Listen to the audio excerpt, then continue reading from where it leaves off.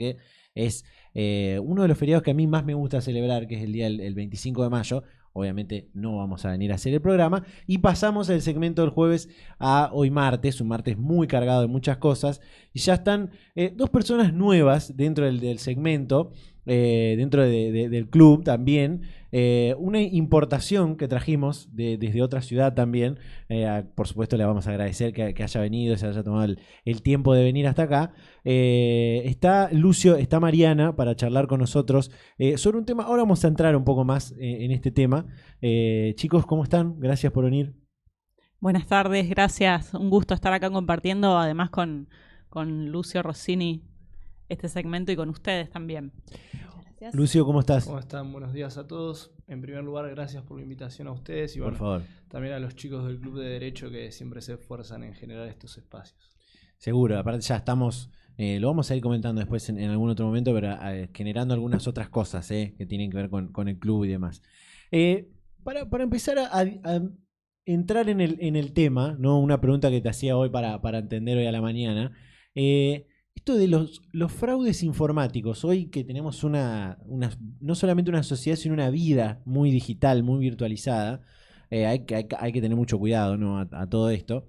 El otro día vi un informe que hizo la Defensoría del Pueblo de Santa Fe, que la cantidad de ciberdelitos que había en la ciudad de Santa Fe y que alrededor del 90% de la gente no sabía a dónde denunciar, por ejemplo, ¿no? Fíjate cómo lo poco que se habla de los delitos que hay en el mundo informático y en las redes. Pero ¿qué es un fraude informático? Bueno, un fraude informático a grandes rasgos es... todo fraude requiere de cierto engaño, ¿no es cierto? De un engaño por medios informáticos. Normalmente, digamos, los que más se ven es los que se denomina el phishing, claro. Que es la pesca de datos por distintos medios, puede ser por teléfono, en donde se intenta engañar a la persona y se extraen datos de su cuenta bancaria, de su billetera virtual, lugares donde tiene activos, digamos, digitales, podríamos decir, o en un espacio virtual. Por otro lado, bueno, un poco lo que vos decías, bueno, también el robo de datos, un poco lo que pasó con una empresa de seguros muy conocida hace poco, que se roban datos de una empresa y luego se exige un pago de dinero a cambio de no dar a conocer esos datos. Y bueno, un poco lo que vos decías que me parece importante remarcar, digamos, en estadísticas hay un informe del Observatorio de Cibercrimen y Evidencia Digital para Investigaciones Criminales, que es un observatorio de la Universidad Austral, que demuestra un poco esto lo que vos decías, ¿no? El año pasado, cuando se presentó ese informe, ellos en ese informe reflejan que hubo un crecimiento del 200% de delitos digitales, de fraudes digamos, virtuales, de cibercrimen. Aproximadamente 4.800 casos por mes, si no me falla la memoria, que generan un daño patrimonial en total de 1.200 millones de pesos. Por eso, bueno, me parece importante resaltar un poco esta estadística, por lo que vos decías. Claro. Hay muchos casos, la gente a veces no sabe dónde denunciar, y con esto también que se genera, que no es que uno ve que te están entrando a robar a tu casa, por ahí a veces hay cierto desconcierto, como que uno se entrega, que bueno, decir me robaron, ya no tengo mucho para hacer. A veces ni siquiera te entran al mail, digo, porque por ahí te mandan un mail súper bien hecho, como si te lo mandaría el banco, o sí. No dijimos que no hay que decir marcas, pero bueno, lo aclaro acá por la duda cuando hablemos en algún momento. Cuando te manda algún banco, la famosa plataforma de pagos, que empieza con M, que te lo mandan tan bien que vos decís, entro, pum, y te están robando todo. Y hace poco salió uno, por ejemplo, que lo hicieron bastante bien, que es uno del padrón electoral, que te pedían datos de tu cuenta bancaria, todo como que si el gobierno quisiera saber tus datos. Bueno, sí. Para que vos consultes el padrón, digo, esto sería como el famoso cuento del tío, pero de forma virtual, ¿no? Hay distintas modalidades y bien. Después ya la dejo Mariana, que sabe más del tema, pero esto que decís vos, que muchos lo llaman el farming en inglés, claro. Es lo que hacen es crear el sitio web, replicar de manera falsa el sitio web del banco, o mejor dicho, la entidad financiera para ser más correcto. Entonces vos entrás al sitio web de tu computadora creyendo que es el sitio web de la entidad financiera, Sí. ingresás los datos, tu dato de usuario, tu token, y en realidad se lo estás aportando al delincuente, que lo que Claro. está haciendo es usar una plataforma que creó de manera falsa. Claro. Por lo tanto, a veces se abusa de una situación digamos, de inestabilidad, ya sea de la persona o de una situación de la que está pasando, por ahí que le produce una emoción, entonces de enojo, de alegría, por ejemplo, como que te ganaste un premio o lo que sea, y así te extraen datos, pero también está esta otra modalidad que, digamos, replican el sitio web del banco y de esa manera extraen tus datos. ¿Es fácil denunciar este tipo de cosas o quizás después entramos en otros temas, pero ¿es fácil denunciar? ¿Hay que buscar abogados que estén especializados en esto? ¿Hay alguna agencia por ahí del MPA o del Ministerio de Seguridad a donde uno pueda ir a denunciar, a decir, mirá, me pasó esto, ¿cómo hago? ¿Cuál es el protocolo que se sigue? Lo hablábamos justamente con Lucio, ese gran tema que vos también mencionabas al principio de la no denuncia por parte de la gente, Claro. porque muchas veces va el cliente y te dice, pero yo lo hice con mi... di mis datos voluntariamente. Y ahí está también lo que explicaba Lucio respecto a el engaño que tiene que haber. Claro. Obviamente nosotros tenemos viciada nuestro consentimiento, nuestra voluntad, por ese engaño en el cual nos hacen incurrir.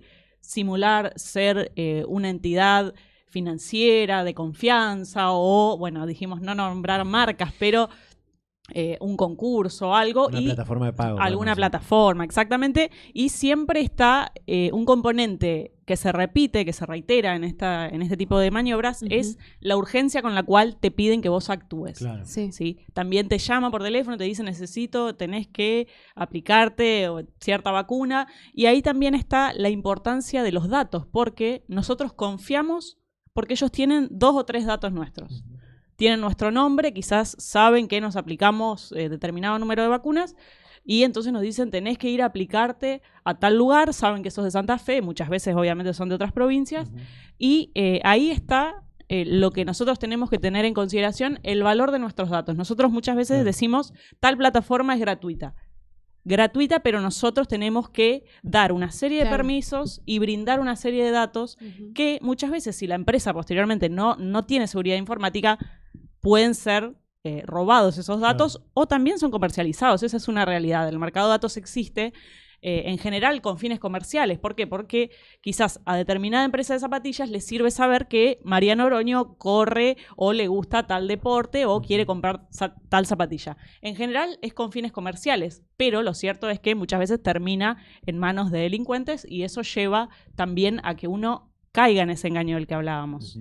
Esto que voy a decir no lo tomen como una parodia, pero hoy les va a empezar a llegar a todos los que tenemos cuentas de mail y muy activas sobre todo, muchos mail de campaña política, no de algunos candidatos, porque el mercado de datos, sobre todo de bases de mail, en campañas electorales se hace muchísimo. No me acuerdo, me estaba queriendo acordar cuando hablabas, en un momento salió un informe, no me acuerdo si fue en el 2019 o en el 2021, sobre esto, de cómo había campañas electorales, grupos de marketing y demás, que trataban de buscar la mayor cantidad de mails, sobre todo mails, ¿no?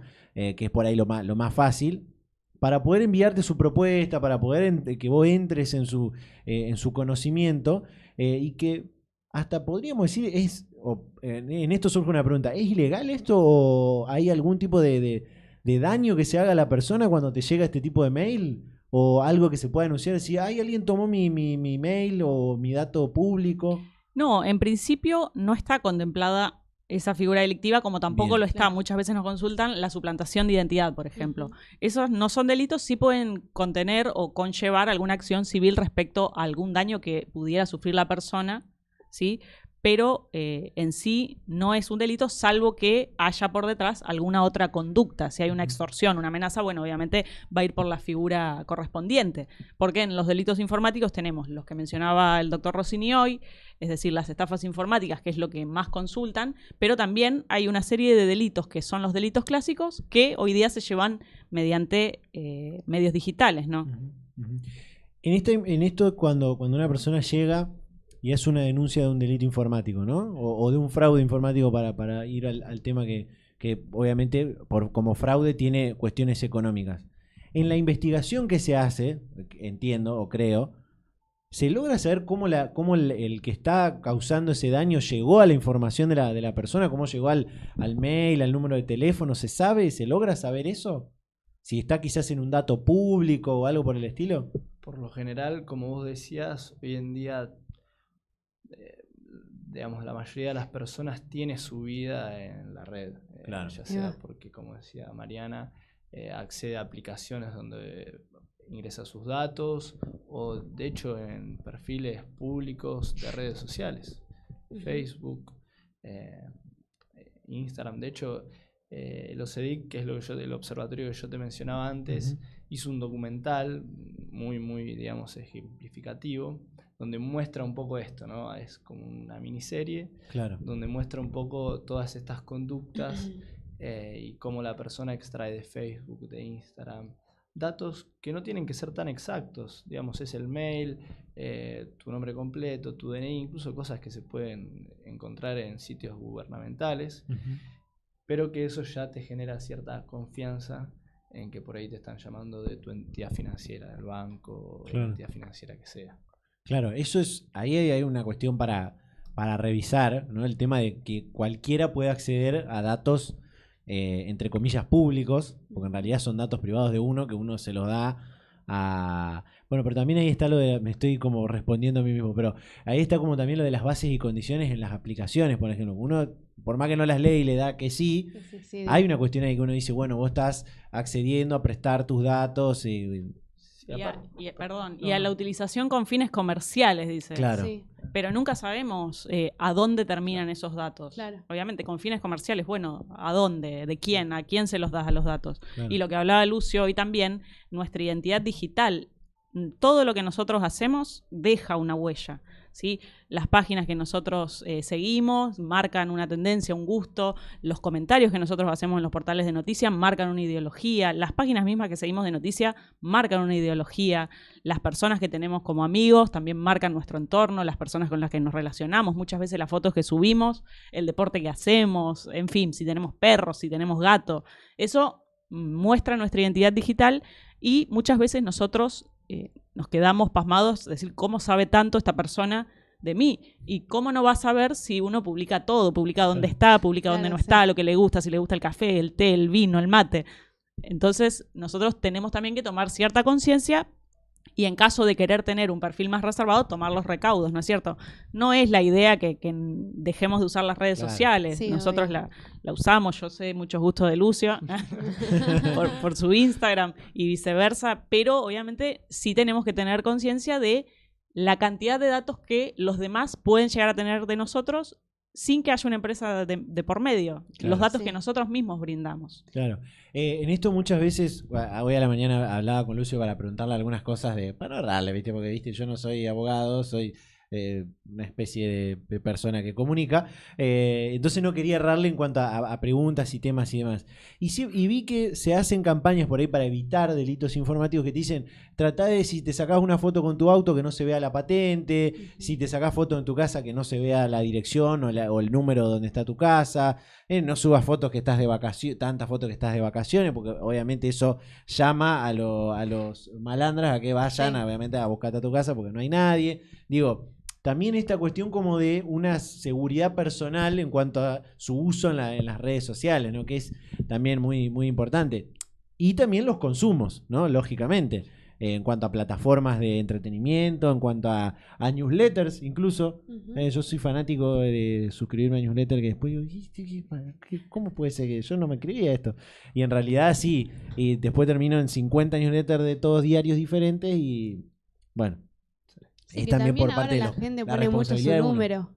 ¿Cómo? Ponen su número en las redes sociales como Claro. contacto. El número, o cuando entras a una página y te dice para 10% de descuento y tenés nombre, apellido, Sí, DNI, claro. mail, teléfono, y nosotros por el 10% o el 5% a veces ponemos todo. Sí, Claro. sí, sí. Hoy una cosa que no la voy a decir porque voy a Viva Giles, no, deja nomás.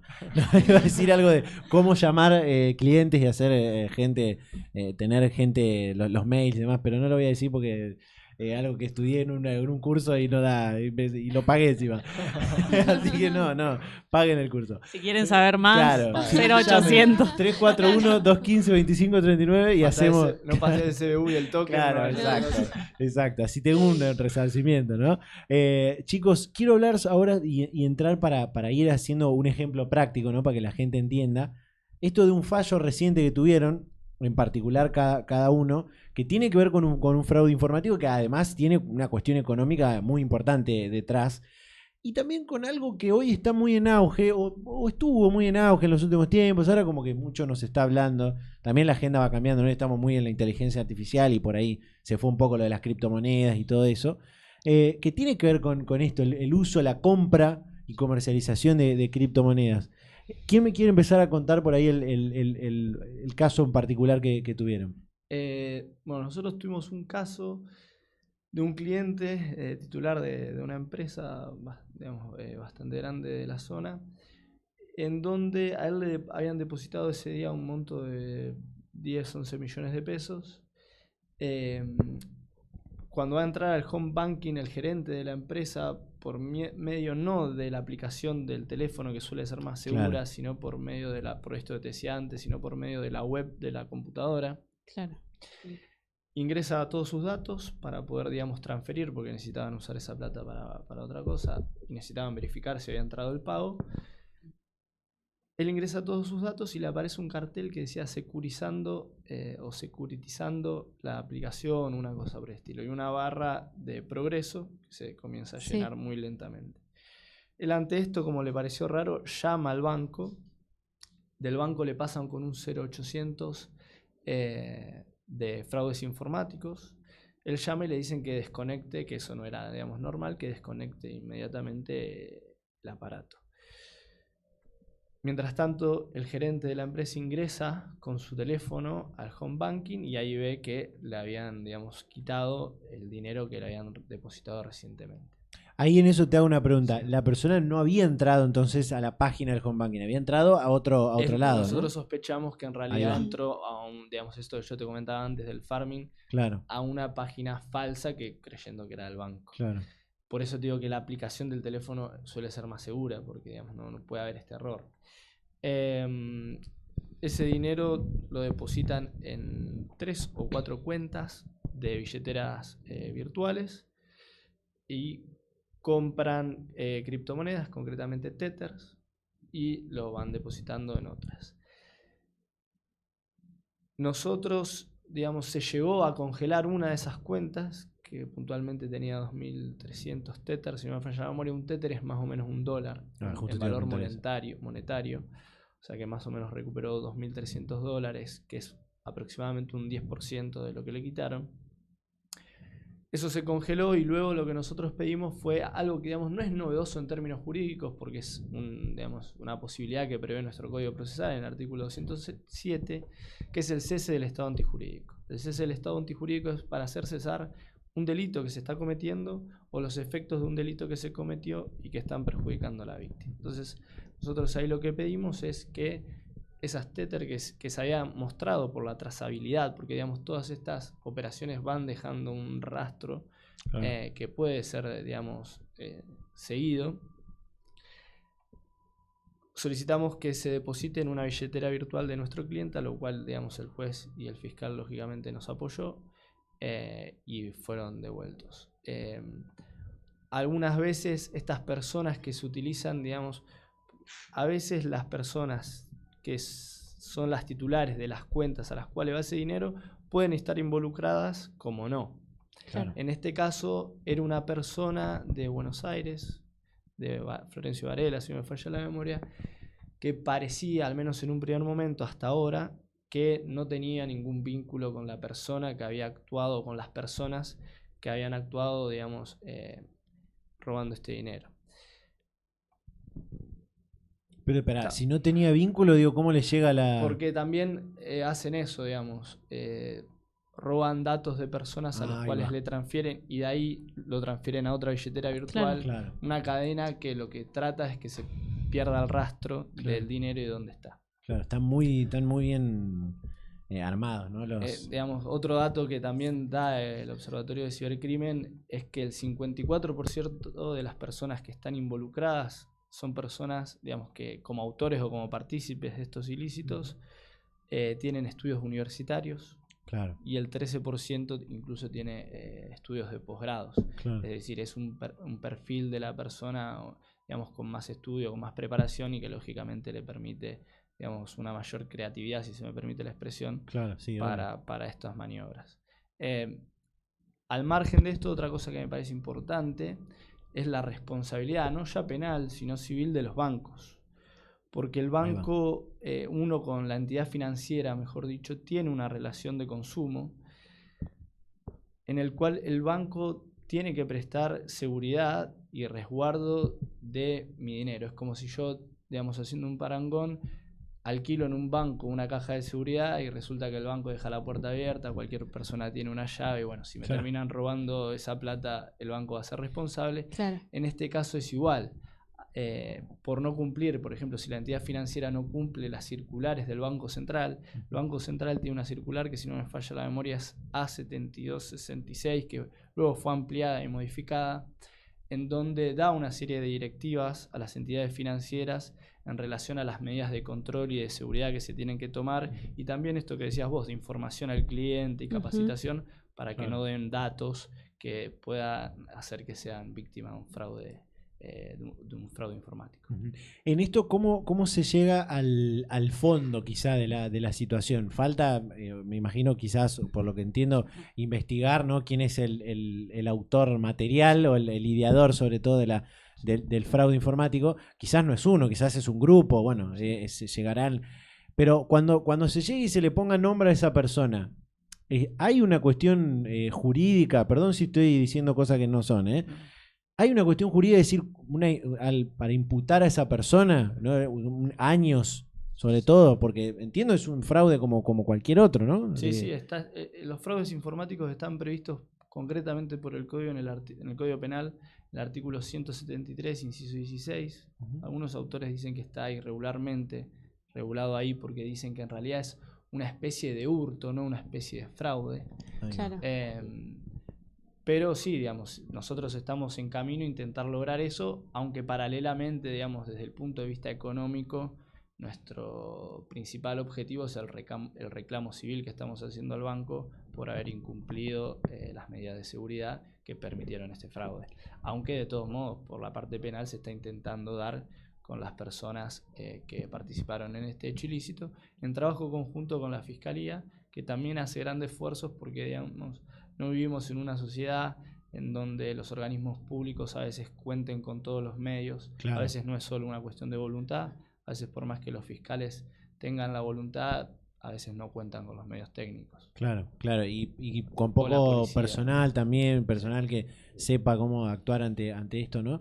En esto, y después ya pasamos al caso de Mariana, una cosa que me quedó ahí en el aire es...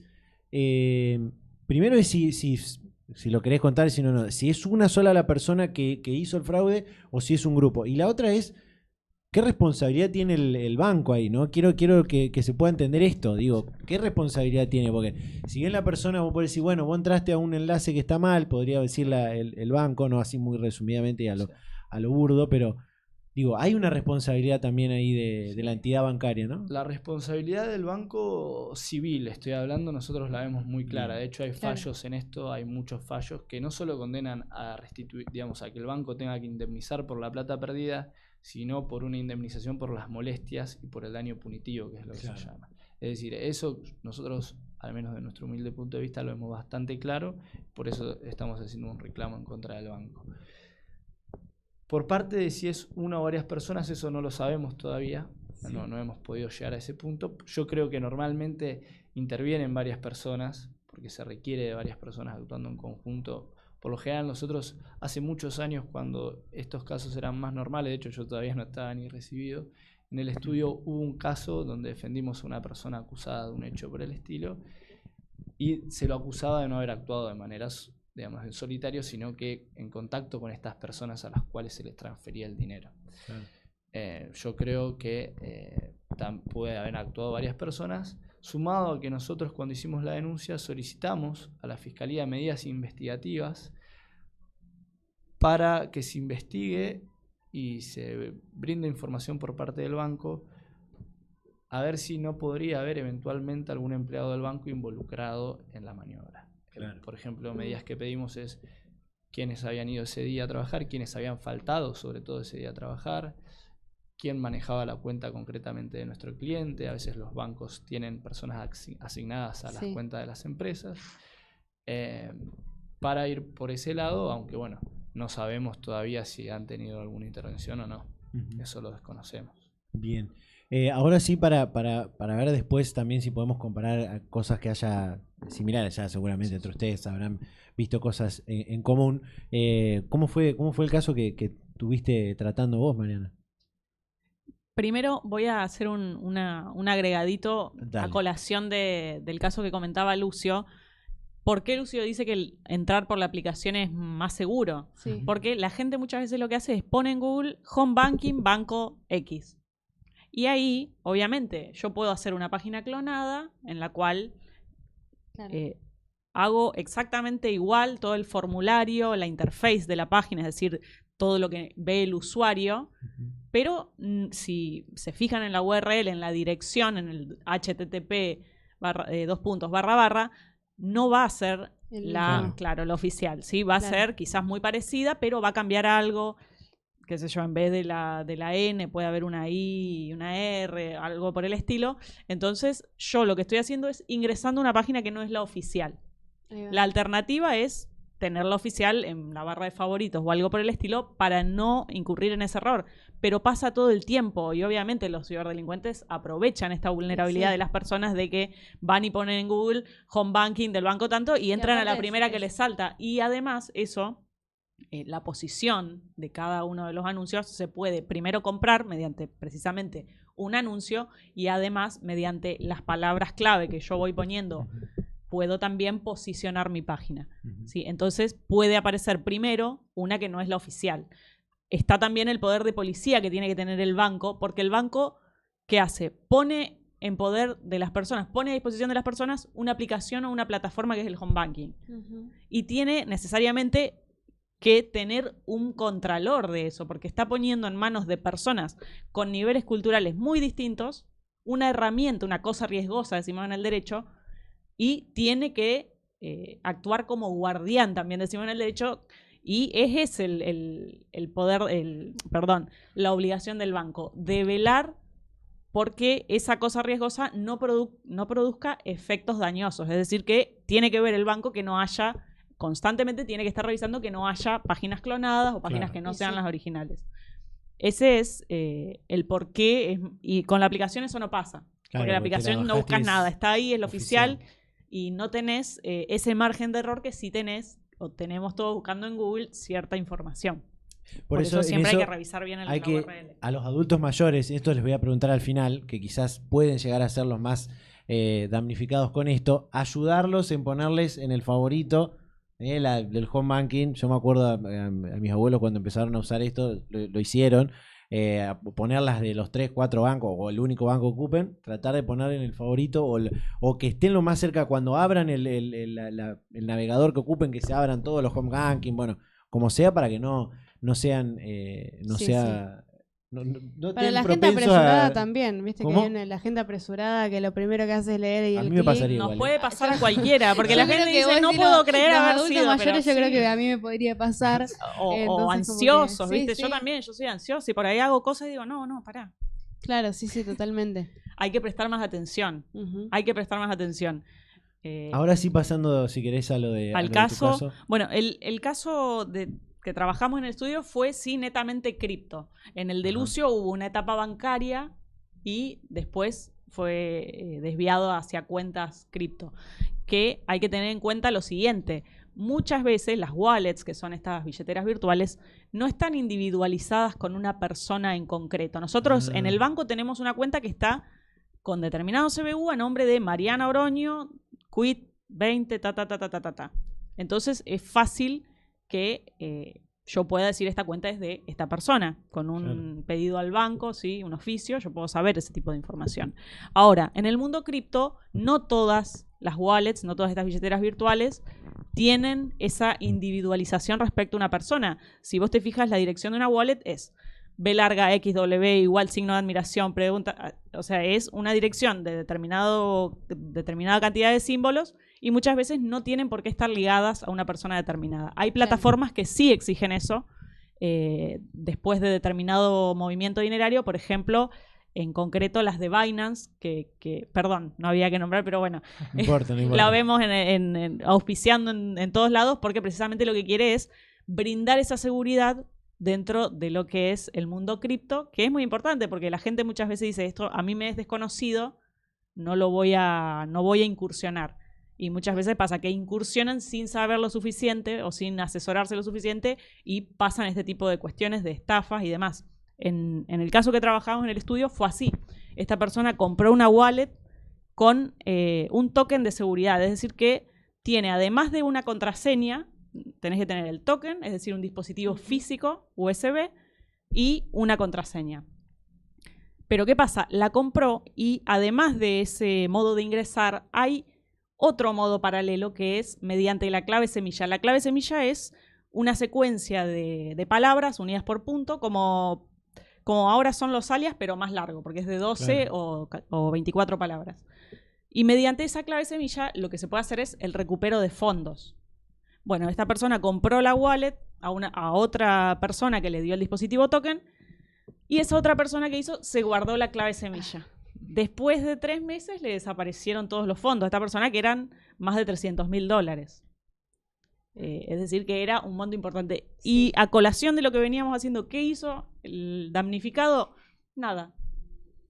Después de 3 meses y medio, se lo contó una empleada de la empresa y me pasó tal y tal cosa, y la empleada fue la que empezó a movilizar, pero ¿cómo? ¿No hiciste nada? Bueno, llamó al estudio, llamó a una persona especialista que hizo ese seguimiento también que contaba Lucio, que se hace mediante la blockchain. En el mundo cripto tenemos la blockchain, que es precisamente la cadena de bloques, que lo que nos permite es ver de qué billetera a qué billetera fue el dinero, a qué hora, qué monto, mediante las herramientas adecuadas de una persona capacitada. Si uno va y quiere, no lo vas a saber interpretar, no lo vas a saber buscar. Pero si sabés hacerlo, podés ver ese seguimiento. Por eso Lucio contaba hoy de que sabían a dónde había ido el dinero. Sí, posiblemente fue por eso. En nuestro caso también vimos, no, en realidad obviamente fue una persona especializada, por eso digo que los abogados brindamos el soporte técnico, pero tenemos que contar siempre con algún informático de confianza. Vio el seguimiento, era una cuenta innominada, quedó ahí el dinero por bastante tiempo y después el delincuente cometió la torpeza de pasarle a una cuenta de Binance con su nombre y apellido. Claro. Entonces ahí pudimos dar con él y estuvo detenida esa persona 4 meses más o menos hasta que aflojó y solucionó el problema. Bien. Bueno, digamos, hay cuestiones también para aplicar. El derecho se está especializando en esto para atacar más de lleno esto. En esto quiero preguntarles, porque en ambos casos hay criptomonedas de por medio. Y es una pregunta por ahí, si calculo que lo habrán estudiado o lo deben estar estudiando y deben tener alguna apreciación. Si tiene toda esta cadena de bloques, ¿no? No quiero decir blockchain porque me siento medio cipayo, perdón, es una cuestión mía. Si tiene toda esta cadena de bloques que te va dejando como todo un rastro, ¿por qué el que está haciendo el fraude informático elige hacerlo a través de criptomonedas? Te respondo de manera que va a quedar muy simple. Las wallets están innominadas en principio, salvo que seas muy torpe y utilices una con tu nombre y tu apellido. Claro. Bueno, ese dinero que nadie sabe que vos lo tenés, porque lo puede tener cualquier persona con la contraseña de esa cuenta y la dirección, yo lo puedo usar como quiera y puedo transaccionar en cripto. Puedo ir a una pizzería y pagar. En Santa Fe ya pasa, supongo que acá en Rosario más todavía, que algunos comercios aceptan cripto. Puedo transaccionar, decirle a una persona, te vendo tantos USDT, que es una moneda, una stablecoin, se llama una moneda estable equivalente al dólar, es decir, un USDT equivale a $1, y vos dame el dinero físico, yo te lo paso a tu cuenta, entonces, y nadie va a saber quién soy yo, no necesito dar siquiera mis datos, y puedo transaccionar de miles de maneras, comprando cosas. Claro, entonces, por más que deje el rastro, no sabés quién es la persona detrás de cada rastro. Y en derecho hay que probar las cosas y no de manera dudosa. Yo creo que es no, porque obviamente aparte el derecho penal de ser de excepción es de última ratio, es decir que es lo último que debe aplicarse, tiene que tener en concreto para formular una acusación a una persona. Yo no puedo decir creo que por tal cosa fue. No, tenemos que tener elementos, evidencia concreta que señale o apunte a una persona.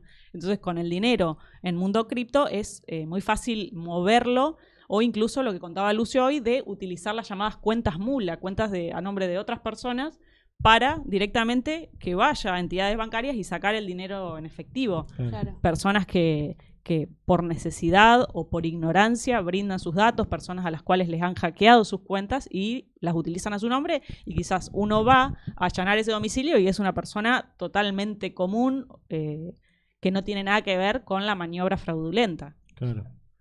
Sí, aparte de lo que yo te voy a decir, lo que decía Mariana, incluso en el plano de lo lícito, si uno utiliza criptomonedas, yo he comprado y he vendido criptomonedas y lo hago por medio de un amigo que se dedica a eso. Yo, como decía, yo uso una wallet, digamos, nominada, pero para no decir la marca, pero yo se lo transfiero a él y él me da la plata y ahí se pierde un poco el rastro de todo, digamos. Claro. No hace falta demasiado. Bien. Chicos, la verdad, se nos fue el tiempo. En un momento vi el tiempo y digo, no puede ser que estamos hace tanto tiempo estamos hablando de esto. La verdad que me súper gustó. Es un tema que está muy en agenda, que hay que abordarlo, porque incluso quizás, como vos decías antes en el informe, han crecido un montón los casos con esto. ¿Pueden ser los adultos mayores los más damnificados con los fraudes informáticos? ¿O hay algún tipo de estudio, de informe, o es en general no discrimina en franjas etarias? Yo creo que obviamente pueden ser... Está bien que también las personas más parecido mayores, quizá al caso tuyo. Las personas mayores no tienen tanto su vida armada, digamos, en entornos digitales. Sí. Claro, Digamos, ahí va. por ahí las personas más jóvenes tenemos más datos, más información, y tal vez eso les facilita un poco más. Pero también por otro lado, tenemos un poco más de conocimiento.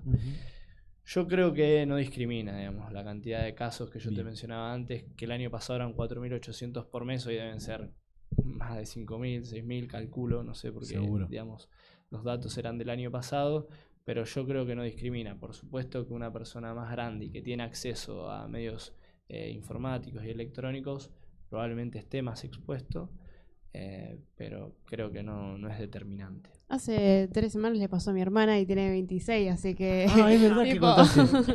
Así que no sé si toma la edad, pero bueno. Es verdad. Bueno, tu hermana le había mandado un enlace por WhatsApp. Claro, era? de una plataforma de pago. Le mandaron un código diciéndoles que eran ellos, que tenían que no sé qué cosa, y ella se estaba por ir a trabajar, faltaban 5 minutos para que salga de mi casa. Abre ese link. Y ahí como que para mí, o sea, yo hablo sin saber, para mí como que le hackearon Google y de ahí sacaron cuentas, porque no fue solamente de que le sacaron la plata de esta plataforma de pago, sino que de varias, que las contraseñas están todas guardadas en Google, vinculadas en Google. Así que bueno, pasó eso. Sí, un poco por algo le dicen phishing, la pesca, ¿no? Claro. Como salir a pescar datos. Van tirando, por ahí te llaman a vos, bueno, vos no caíste, nos llaman a todos, Claro. Sí. Bueno, de nosotros 4 alguno va a caer. Ojos con los que te llaman para... queremos hacer una encuesta para ver si los candidatos... Ojo, ¿no? Sí, con los sí. datos sobre todo que te piden. Hoy pasa mucho esto, así Sí, que ojo ha con los pasado datos que te han piden. hackeado cuentas de redes sociales y han hablado, no sé, Juanita le mandó un mensaje, Vendiendo dólares. claro, o le ha pasado a una conocida más hace bastante ya, hola Juanita, me faltan 20.000 pesos para pagar tal cosa, ¿no me lo transferís por favor? Sí, te transfiero, Juanita, y Juanita nunca escribió nada. Dato, y bueno. activar la verificación en 2 pasos. Sí. No cuesta nada, Sí. están todas las aplicaciones y nos da un plus. Claro. Sí, sí, claro. sí, sí, Sí, sí. eso ideal, pero ya es un montón. Pero aunque sea la verificación en 2 pasos, está ahí en, Sí, sí, sí. en Yo, por ejemplo, configuración. manejo un montón de cuentas que tienen que ver con los lugares donde trabajo y siempre algún compañero tiene que entrar a algún mail, me dice, avísame porque te está por llegar el Sí, número el que hay que número poner en activo. Google. Y bueno, por ahí soy el que menos puede errarle en eso, por eso las tengo yo, pero también, bueno, No, un día me es- pueden chorear todo también. Es cuestión de, lamentablemente, de al que le toca. Y ¿no? sí. Es así. Bueno, por suerte hay, o se están especializando también los especialistas ya del derecho, se están especializando y formando más en este tema. Y bueno, es muy importante poder hablar, ¿no?, en estos espacios sobre eso. Lucio, Mariana, muchísimas gracias por venir y bueno, quizás en algún otro momento podamos repetir sobre algún otro tema que tenga que ver con esto. Muchas gracias, Facundo, Lucía, un gusto. Bueno, Igualmente. muchas gracias por la invitación y por el espacio. Bueno, los vamos a invitar seguramente en algún otro momento, como decía. Gente, hacemos una breve pausa. Hoy vamos a estar hablando bastante sobre el voto joven, como adelantábamos antes. Breve pausa y ya seguimos con más Generación Rota.